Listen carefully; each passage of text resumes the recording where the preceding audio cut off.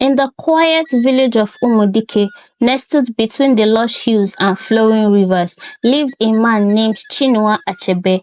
He was a well-known figure, respected for his wisdom, wealth, and generosity. His compound was the largest in the village, with tall mud walls, thatched roof, and beautiful courtyards filled with vibrant flowers and tall trees. Chinua Achebe had four wives and many children, a sign of his wealth and influence. Though he had everything a man could wish for, Chinua's household was not as peaceful as it seems. His wives were constantly at odds with one another, each vying for his attention and trying to secure the best future for their children. The competition between the wives had become a source of tension in the compound, and Chinua, despite his wisdom, find it increasingly difficult to maintain harmony. The first wife, Nneka, was the eldest and commanded the most respect. She was a quiet and patient woman who had borne him three sons. The second wife, Amara, was beautiful and clever, always finding ways to please Chinua and earn his favor. She had two daughters but no sons, which made her feel insecure in the eyes of the other wives. The third wife, Oluchi, was known for his strong will and fiery temper. She had one son, and she often boasted that he could be Chinua's heir. The youngest wife, Adaeze, was young and full of energy, still trying to find her place among the more experienced wives. She had just given birth to her first child, a girl. The trouble in Chinua's household began one evening during the Yam festival. It was a time of celebration when the village gathered to give thanks for the harvest and to honor the gods. Chinua, dressed in his finest attire, sat in the place of honor at the villagers' square. Surrounded by his family and elders, the feast was grand with yams peeled with high and the air filled with the sound of music and laughter.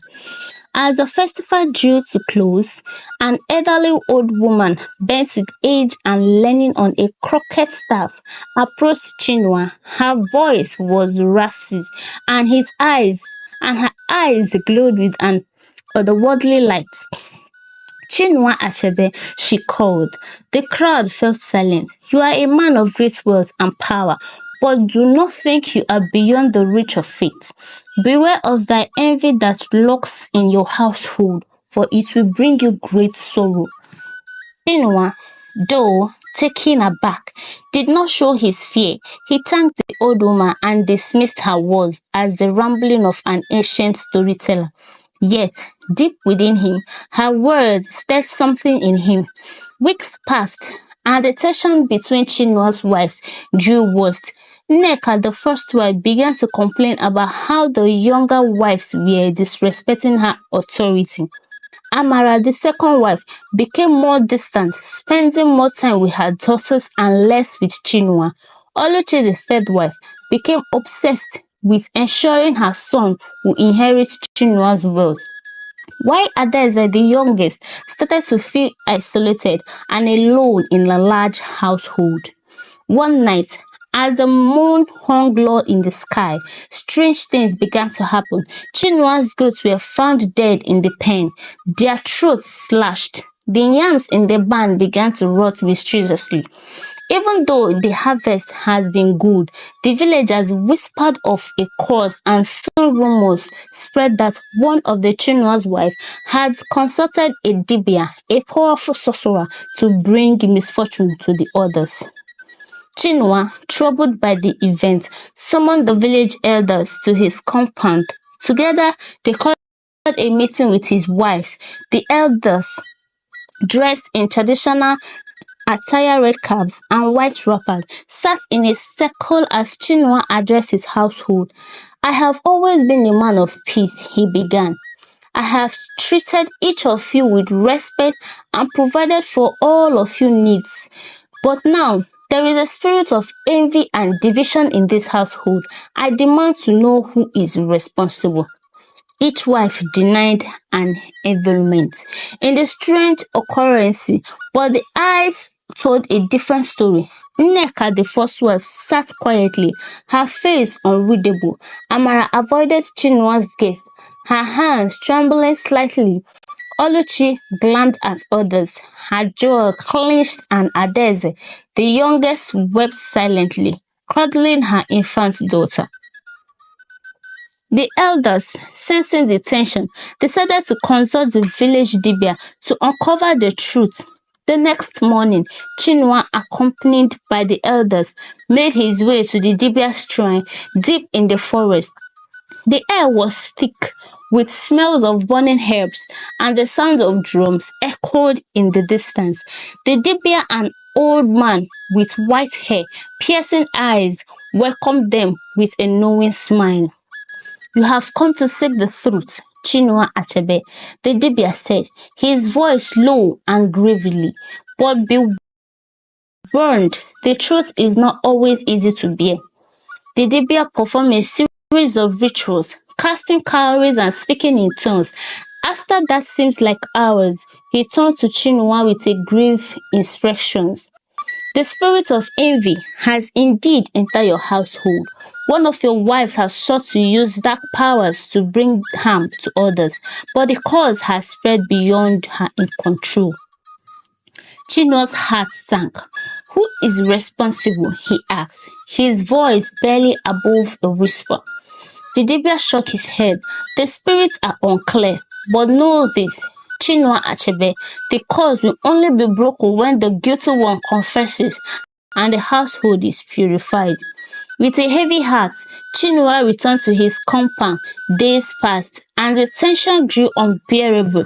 The strange occurrences continued. Crops withered, animals died, and even Chinua's children fell ill. The once joyful compound had become a place of fear and suspicion.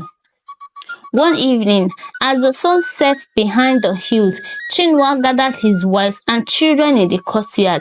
"This must end," he said, his voice filled with sorrow. "I cannot bear to see my family torn apart like this. Whoever is responsible for this cause, I beg you, confess and let us find peace." For a long moment there was silence. Then, to everyone's surprise, Adaeze, the youngest wife, stepped forward. Her face was pale and her eyes were filled with tears. "It was me," she whispered. "I went to the dibia out of fear and jealousy. I wanted Chinua to love me more, to take my child the heir, but I never meant for this to happen." A gasp gripped through the crowd. Chinua's heart broke as he looked at his young wife. He had always tried to be fair to all his wives, but he had not realized how deeply Adaeze had felt her insecurities. The elders spoke among themselves before one of them addressed the family. "The curse can be lifted, but it will require a great sacrifice. Adaeze must atone for her actions, and the families must come together to cleanse the compound." The the next day, a cleansing ceremony was performed. The dibia and the village priest led the family in rituals that lasted from dawn until dusk. Adaeze offered her most prized possessions to the gods in penance, and Chinua's other wives, though still hurt, agreed to forgive her. Slowly, life in Chinua Achebe's household began to return to normal. The crops flourished again, the animals grew healthier, and the sickness that had plagued the children disappeared. Chinua, now wiser and more attuned to the needs of his family, made a vow to ensure that the envy and competition that had nearly destroyed his household would never return. In the years that followed, Chinua's family grew stronger. The wives, though still different in many ways, learned to coexist peacefully. Chinua himself became a legend in Umudike, not just for his wealth or status, but for the way he had weathered the storm in his household and emerged with his family intact. And so the story of Chinua Achebe, the man who conquered envy and restored peace to his family, was told for generations in the village of Umudike, a lesson in humanity, forgiveness, and the power of unity. Hi guys, I hope you enjoy my story. Please kindly like, subscribe, share, and comment. See you on our next video. Bye.